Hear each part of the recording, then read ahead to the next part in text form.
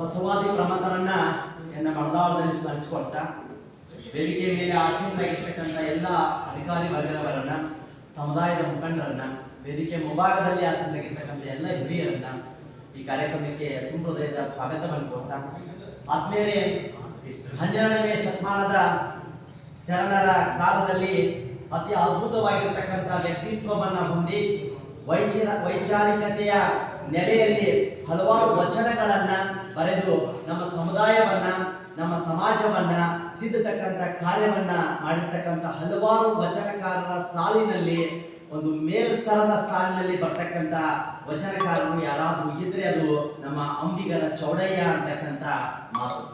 ಇವರ ಬಗ್ಗೆ ರಾಷ್ಟ್ರಕವಿಯಾಗಿರ್ತಕ್ಕಂಥ 3ನೇ ರಾಷ್ಟ್ರಕವಿಯಾಗಿರ್ತಕ್ಕಂಥ GS ಶಿವರುದ್ರಪ್ಪನವರು ಒಂದು ಮಾತನ್ನ ಹೇಳ್ತಾರೆ. ಏನಪ್ಪಾ ಅಂತಂದ್ರೆ, ಅಂಬಿಗರ ಚೌಡಯ್ಯನವರ ವ್ಯಕ್ತಿತ್ವ ಎಂಥದ್ದು ಅಂತಂದ್ರೆ, ಇವರು ಮೆಚ್ಚು ಮಾತುಗಳನ್ನ ಆಡುವವರಲ್ಲ, ಮೆಚ್ಚು ಮಾತುಗಳನ್ನು ಆಡುವವರಲ್ಲ, ಆಡಂಬರದ ಮಾತುಗಳಿಗೆ ಕಿವಿ ಕೊಡುವವರು ಅಲ್ಲ. ಇವರು ಎಂಥ ವ್ಯಕ್ತಿತ್ವವನ್ನ ಹೊಂದಿದ್ರಪ್ಪ ಅಂತಂದ್ರ, ನೋಡಿದ್ದನ್ನ ನೋಡಿದಂಗೆ ಹೇಳುವುದು, ಕೇಳಿದ್ದನ್ನ ಕೇಳಿದಂಗೆ ಹೇಳುವುದು, ಇನ್ನೊಬ್ಬರನ್ನ ಮೆಚ್ಚಿಸ್ಬೇಕು ಅಂತೇಳಿ ಯಾವತ್ತೂ ತಮ್ಮ ಮಾತುಗಳನ್ನ ಅವರು ಹೇಳಲಿಲ್ಲ. ಇವರ ಮಾತುಗಳು ಅದರಕ್ಕೆ ಕಹಿಯಾಗಿರಬಹುದು, ಆದರೆ ಉದರಕ್ಕೆ ಸಿಹಿಯಾಗಿದ್ದು. ಇವರ ವಚನಗಳ ನಾಮ, ಇವರ ವಚನಗಳ ಹಿತ ಯಾವ ರೀತಿಯಾಗಿತ್ತು ಅಂತಂದ್ರೆ, ಅದರಕ್ಕೆ ಕಹಿಯಾದರೂ ಉದರಕ್ಕೆ ಸಿಹಿಯಾಗಿರ್ತಕ್ಕಂಥ ವ್ಯಕ್ತಿತ್ವವನ್ನ ಅಂಬಿಗರ ಚೌಡಯ್ಯನವರು ಹೊಂದಿರ್ತಾರ ಅಂತ ಹೇಳಿ GS ಶಿವರುದ್ರಪ್ಪನವರು ಹೇಳ್ತಾರೆ. ಇನ್ನು ಇವರ ಜೀವನವನ್ನ ನೋಡ್ಬೇಕಾಗಿತ್ತು ಅಂತಂದ್ರೆ, ಅಂಬಿಗರ ಚೌಡಯ್ಯನವರು 1120ರ ದಶಕದಲ್ಲಿ ಆ ಒಂದು ಇಸ್ವಿಯಲ್ಲಿ ಹಾವೇರಿ ಜಿಲ್ಲೆಯಲ್ಲಿ ಬರ್ತಕ್ಕಂಥ ರಾಣೆಬೆನ್ನೂರು ಅಂತಕ್ಕಂಥ ತಾಲೂಕು, ಆ ರಾಣೆಬೆನ್ನೂರು ತಾಲೂಕಿನಲ್ಲಿ ಇವತ್ತಿಗೂ ಸಹ ಇರ್ತಕ್ಕಂಥ ಊರು ಚೌಡಯ್ಯ ದಾನಪುರ ಅಂತಕ್ಕಂಥ ಊರಿದೆ. ಆ ಚೌಡಯ್ಯ ದಾನಪುರ ಅಂತಕ್ಕಂಥ ಊರಿನಲ್ಲಿ ಇವರು ಹುಡ್ತಾರ. ಆದ್ರೆ ಆ ಕಾಲದಲ್ಲಿ ಆ ಊರಿಗೆ ಶಿವಪುರ ಅಂತಕ್ಕಂಥ ಹೆಸರನ್ನ ಕರೀತಾ ಇದ್ರು. 3 ಪುರಗಳು ಇದ್ವು ಆ ರಾಣೆಬೆನ್ನೂರು ತಾಲೂಕಿನಲ್ಲಿ. ಒಂದು ನರಸೀಪುರ, ಒಂದು ಶಿವಪುರ, ಒಂದು ಚಂದ್ರಾಪುರ ಅಂತಕ್ಕಂಥ 3 ಪುರಗಳ ಆಡಳಿತದ ವ್ಯವಸ್ಥೆ ಒಳಗೆ ಇವರು ಶಿವಪುರದಲ್ಲಿ ಹುಡ್ತಾರ. ತಂದೆ ವಿರೂಪಾಕ್ಷ, ತಾಯಿ ಪಂಪಾದೇವಿ. ತಂದೆ ವಿರೂಪಾಕ್ಷ, ತಾಯಿ ಪಂಪಾದೇವಿಯ ಪುಣ್ಯ ಗರ್ಭದಲ್ಲಿ ಜನ್ಮವನ್ನ ತಾಳಿರ್ತಕ್ಕಂಥ ಅಂಬಿಗರ ಚೌಡಯ್ಯನವರು ಕಾಯಕದಲ್ಲಿ ಅಂಬಿಗ ವೃತ್ತಿಯನ್ನ ಮಾಡ್ತಾರೆ. ಅಲ್ಲೇ ಅವರ ಊರ ಪಕ್ಕದಲ್ಲೇ ಹರಿತಕ್ಕಂಥ ಪವಿತ್ರ ನದಿಯಾಗಿರ್ತಕ್ಕಂಥ ತುಂಗಭದ್ರಾ ನದಿಯಲ್ಲಿ ಒಂದು ಅಂಬಿಗ ದೋಣಿಯನ್ನ ನಡೆಸ್ತಕ್ಕಂಥ ಕಾರ್ಯವನ್ನ ಮಾಡ್ತಕ್ಕಂಥ ವ್ಯಕ್ತಿತ್ವವನ್ನ ಹೊಂದಿದ್ರು. ಕಾಯಕದಲ್ಲಿ ನಿಷ್ಠೆಯನ್ನ ಹೊಂದಿದ್ರು. ಸಮಾಜದಲ್ಲಿ ಬದಲಾಗಬೇಕು, ಸಮಾಜದಲ್ಲಿರ್ತಕ್ಕಂಥ ಕಂದಾಚಾರಗಳು, ಮೂಢ ನಂಬಿಕೆಗಳು ಇವೆಲ್ಲ ಹೋಗ್ಬೇಕು ಅಂತಕ್ಕಂಥ ಭಾವನೆಯನ್ನ ಇಟ್ಕೊಂಡು ತಮ್ಮ ಗೃಹಸ್ಥದ ಜೀವನದಲ್ಲಿ, ಅಂದ್ರೆ ಮದುವೆಯಾದ ಜೀವನದಲ್ಲಿ ಸುಲೋಚನೆ ಅಂತಕ್ಕಂಥ ಒಬ್ಬ ಮಡದಿಗೆ ಬಾಳನ್ನ ಕೊಡ್ತಾರ. ಬಾಳನ್ನ ಕೊಟ್ಟ ತಮ್ಮ ಸಂಸಾರದ ಭವಸಾಗರದಲ್ಲಿ ಮಿಂದಿ ಎದ್ದತಕ್ಕಂಥ ಸಂದರ್ಭದಲ್ಲಿ ಬಸವ ಕಲ್ಯಾಣದಲ್ಲಿರ್ತಕ್ಕಂಥ ಬಸವಣ್ಣನ ವ್ಯಕ್ತಿತ್ವ ಇವರಿಗೆ ಆಕರ್ಷಣೆ ಆಗ್ತೈತಿ. ಬಸವಣ್ಣನವರ ವ್ಯಕ್ತಿತ್ವ ಆಕರ್ಷಣೆಯಾಗಿ ಬೀದರ್ ಜಿಲ್ಲೆಯ ಬಸವ ಕಲ್ಯಾಣಕ್ಕೆ ತನ್ನ ಮಡದಿಯ ಸಮೇತವಾಗಿ ಹೋಗ್ತಾನೆ. ಮಡದಿಯ ಸಮೇತವಾಗಿ ಹೋಗಿ ಅಲ್ಲಿರ್ತಕ್ಕಂಥ ವಿಶ್ವದ ಪ್ರಥಮ ಪಾರ್ಲಿಮೆಂಟ್ ಸಂಸ್ಥಾಪಕರು ಯಾರಾದ್ರೂ ಇದ್ರೆ ಅದು ಬಸವಣ್ಣ. ಆ ಬಸವಣ್ಣ ಸ್ಥಾಪನೆ ಮಾಡಿರ್ತಕ್ಕಂಥ ಅನುಭವ ಮಂಟಪದಲ್ಲಿ ಅದರ ಅಧ್ಯಕ್ಷರಾಗಿರ್ತಕ್ಕಂಥ ಅಲ್ಲಮ ಪ್ರಭುವಿನ ಆಶೀರ್ವಾದವನ್ನ ಪಡ್ಕೊಂಡ ಅಲ್ಲಿರ್ತಕ್ಕಂಥ ಅಕ್ಕ ಮಹಾದೇವಿ, ನೂಲಿಯ ಚೆನ್ನಯ್ಯ, ಮಡಿವಾಳ ಮಾಚಿದೇವ, ಚನ್ನ ಬಸವಣ್ಣ ಇವರೆಲ್ಲರ ಮಾರ್ಗದರ್ಶನದಲ್ಲಿ ಹಲವಾರು ವಚನಗಳನ್ನು ಬರೀತಾರೆ. ಹಲವಾರು ವಚನಗಳ ಬರೆದರೂ ಸಹ ನಮಗೆ ಈಗ ಸಿಗ್ತಕ್ಕಂಥ ಇವರ ಪ್ರಸ್ತುತ ವಚನಗಳ ಸಂಖ್ಯೆ 330 ಮಾತ್ರ. ಸಾವಿರಾರು ವಚನಗಳನ್ನ ಬರೆದಿರ್ತಕ್ಕಂಥ ವಚನಗಳು ಯಾಕೆ ನಮಗೆ ಸಿಗಲಿಲ್ಲಪ್ಪ ಅಂತಂದ್ರೆ, ಕಲ್ಯಾಣದ ಕ್ರಾಂತಿ ಆಗ್ತೈತಿ. ಕಲ್ಯಾಣದ ಕ್ರಾಂತಿಯ ಸಂದರ್ಭದಲ್ಲಿ ಹಲವಾರು ವಚನಗಳು ನಾಶವಾಗಿ ಹೋಗ್ತಾವ. ಅಂತ ಸಂದರ್ಭದಲ್ಲಿ ಇವರ ವಚನಗಳು ಸಹ ನಾಶವಾಗ್ತಾವ. ಆದ್ರೆ ಸಾವಿರಾರು ವಚನಗಳಲ್ಲಿ ಇವರು ರಕ್ಷಣೆ ಮಾಡ್ತಾರ.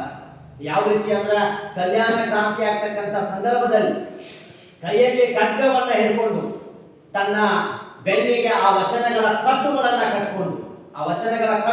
ಕಟ್ಕೊಂಡು ಹೋರಾಡ್ತಾ ಏನ್ ಮಾಡ್ತಾರಪ್ಪ ಅಂತಂದ್ರ, ಆ ವಚನಗಳನ್ನ ಉಳಿಸ್ಲಾಕ ನೋಡ್ತಾರ. ತಮ್ಮ ಗುರುವಾಗಿರ್ತಕ್ಕಂಥ ಉದ್ದಾಲಕನ ಆಶೀರ್ವಾದದೊಂದಿಗೆ ಶಿವಶರಣರೆಲ್ಲರೂ ಒಳದ ಛಿದ್ರ ಆಗ್ತಾರ. ಕ್ರಾಂತಿಯ ನಂತರ ಬಸವಣ್ಣ ಹೋಗ್ಬಿಟ್ರು, ಚನ್ನಬಸವಣ್ಣ ಒಂದ ಕಡೆ, ಅಕ್ಕ ಮಹಾದೇವಿ ಒಂದ ಕಡೆ.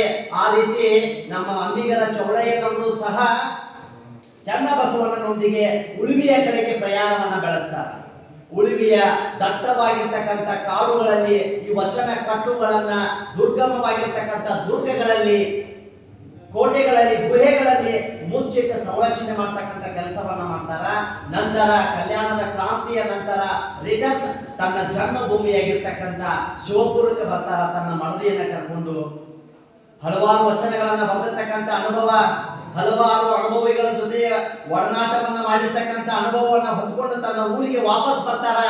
ವಾಪಸ್ ಬಂದ ಅಲ್ಲಿರ್ತಕ್ಕಂಥ ಕಂದಾಚಾರವನ್ನ, ಮೂಢನಂಬಿಕೆಗಳನ್ನ, ಕುಷ್ಠರೋಗ ಮತ್ತು ಕ್ಷಯರೋಗದಿಂದ ನರಳತಕ್ಕಂಥ ರೋಗಿಗಳ ವ್ಯವಸ್ಥೆಯನ್ನ ಗಂಡ ಮತ್ತವರಿಗೆ ಪರಿವರ್ತನೆಯಾಗಿ ಅವರ ಒಂದು ಉದ್ಧಾರವನ್ನ ಮಾಡಬೇಕು, ಅವರ ಒಂದು ಬಾಳನ್ನ ಸಿಹಿಗೊಳಿಸಬೇಕು ಅಂತಕ್ಕಂಥ ಉದ್ದೇಶವನ್ನ ಇಟ್ಕೊಂಡು ಅಂಬಿಗರ ಚೌಡಯ್ಯನವರು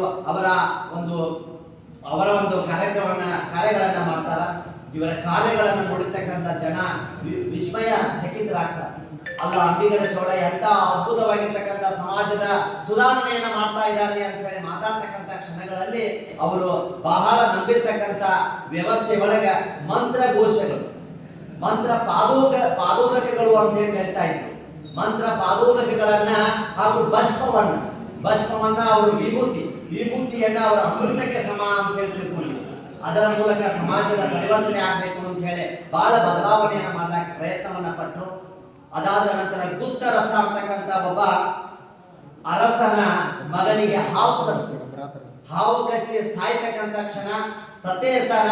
ಅವನಿಗೆ ಆ ಭಸ್ಮವನ್ನ ಹಚ್ಚಿ, ವಿಭೂತಿಯನ್ನ ಹಚ್ಚಿ, ತಮ್ಮಲ್ಲಿರ್ತಕ್ಕಂಥ ಮಂತ್ರವನ್ನ ಹೇಳಿ, ಮಂತ್ರ ಪಾದೋದಕವನ್ನ ಒಂದು ಮೊನ್ನೆ ಸಿಂಪಡಣೆ ಮಾಡಿದ ಕ್ಷಣ ಆ ವ್ಯಕ್ತಿಗೆ ಪ್ರಾಣ ಪಕ್ಷಿ, ಹಾರಿ ಹೋಗಿರ್ತಕ್ಕಂಥ ವ್ಯಕ್ತಿಯ ಪ್ರಾಣ ಪಕ್ಷಿ ವಾಪಸ್ ಬರ್ತಕ್ಕಂಥ ವ್ಯವಸ್ಥೆಯನ್ನು ನೋಡ್ತಾ ಇದ್ದೀವಿ. ಅಂತ ಅದ್ಭುತವಾದ ಶಕ್ತಿ ಆ ಚೌಡಯ್ಯನವರು ತಲೆ.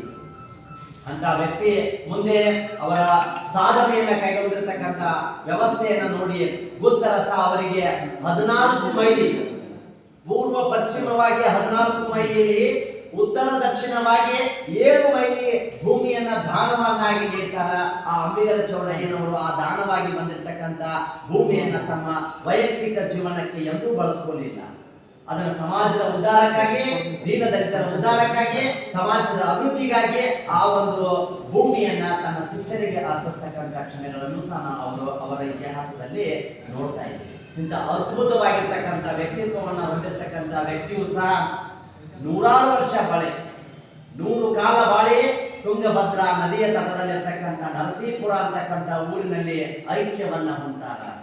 ಇವರ ಐಕ್ಯವಾಗುವುದಕ್ಕಿಂತ ಪೂರ್ವದಲ್ಲಿ ಹಲವಾರು ಸಾಮಾಜಿಕ ಚಟುವಟಿಕೆಗಳನ್ನು ಕೈಗೊಂಡು ಅವರು ಬರೆದಿರ್ತಕ್ಕಂಥ ವಚನಗಳನ್ನ, ಅವರ ಮಗ ಆಗಿರ್ತಕ್ಕಂಥ ಪುರುವಂತ ಅಂತಕ್ಕಂಥ ಮಗ, ಅವನ ಇಡೀ ಬೇರೆ ಬೇರೆ ಹಳ್ಳಿಗಳಿಗೆ ಹೋಗಿ, ಪಟ್ಟಣಗಳಿಗೆ ಹೋಗಿ ಅವುಗಳ ಬಗ್ಗೆ ಪ್ರಚಾರ ಮಾಡಿ, ತನ್ನ ಅಪ್ಪನ ಆಶಯ ಏನಾಗಿತ್ತು, ಶಿವಶರಣನ ಆಶಯ ಏನಾಗಿತ್ತು, ಅಲ್ಲಿ ಯಾವ ಜಾತಿ ಭೇದ, ಧರ್ಮ ಭೇದ, ಲಿಂಗ ಭೇದ ಇವು ಯಾವುದೂ ಸಹ ಇಲ್ಲದೆ ಯಾವ ರೀತಿಯಾಗಿರ್ತಕ್ಕಂಥ ಸಮಾಜವನ್ನ ಕಟ್ಟಬೇಕು ಅಂತಕ್ಕಂಥ ಸಂಕಲ್ಪ ನಮ್ಮದಾಗಿತ್ತು ಅನ್ನುವ ವಿಷಯವನ್ನ ಇಡೀ ಸಮುದಾಯಕ್ಕೆ ಸಾರ್ತಕ್ಕಂಥ ಕೆಲಸವನ್ನ ಅವರ ಮಗ ಪುರುವಂತ ಅಂತಕ್ಕಂಥವನು ಮಾಡ್ತಾನೆ. ಈ ರೀತಿಯಾಗಿ ಅದ್ಭುತವಾಗಿರ್ತಕ್ಕಂಥ ವ್ಯಕ್ತಿತ್ವವನ್ನು ಹೊಂದಿರತಕ್ಕಂಥ ಅಂಬಿಗರ ಚೌಡಯ್ಯನವರು 100 ವರ್ಷ ಬಾಳಿ ಐಕ್ಯವಾದ ನಂತರ ಇಂದಿಗೂ ಸಹ ನರಸೀಪುರ ಅಂತಕ್ಕಂಥ ಊರಿನಲ್ಲಿ ಅಂಬಿಗರ ಚೌಡಯ್ಯನವರ ಗುರುಪೀಠ ಸ್ಥಾಪನೆಯಾಗಿದೆ. ಆ ಗುರುಪೀಠ ಸ್ಥಾಪನೆ ಆಗಿರ್ತಕ್ಕಂಥ ಸಂದರ್ಭದಲ್ಲಿ ಇಂದಿಗೂ ಸಹ ಜನವರಿ 14 ಮತ್ತು 15ನೇ ತಾರೀಕು ಅಲ್ಲಿ ಶರಣರ ಉತ್ಸವ ಅಂತ ಹೇಳಿ, ವಚನ ಕಟ್ಟುಗಳ ಮೆರವಣಿಗೆ ಅಂತ ಹೇಳಿ, ಅಂಬಿಗರ ಚೌಡಯ್ಯನವರ ಜಯಂತಿ ಅಂತ ಹೇಳಿ ಇವತ್ತಿಗೂ ಸಹ ಆಚರಣೆ ಮಾಡ್ತಕ್ಕಂಥ ಕ್ಷಣಗಳನ್ನು ನಾವು ನೋಡ್ತಾ ಇದ್ದೀವಿ. ಅಂತ ಅದ್ಭುತ ವ್ಯಕ್ತಿಯನ್ನ ನಾವು ಕಳ್ಕೊಂಡ ನಂತರ ಅವರ ಸಮಾಜಕ್ಕೆ ಕೊಟ್ಟಿರ್ತಕ್ಕಂಥ ಕೊಡುಗೆಯನ್ನು ನೆನೆಸಿಕೊಂಡ ನಂತರ ಇಂಥ ಅದ್ಭುತ ವ್ಯಕ್ತಿಯ ಜಯಂತಿಯನ್ನು ಇವತ್ತಿನ ದಿನ ನಾವು ಆಚರಣೆ ಮಾಡ್ತಾ ಅದು ಪುಣ್ಯ ಕ್ಷಣ ಅಂತ ನಾವೆಲ್ಲ ಕಳ್ಕೋಬಹುದಾಗಿದೆ. ಕೇವಲ ಜಯಂತಿಗಳು ಆಚರಣೆಗೆ ಮಾತ್ರ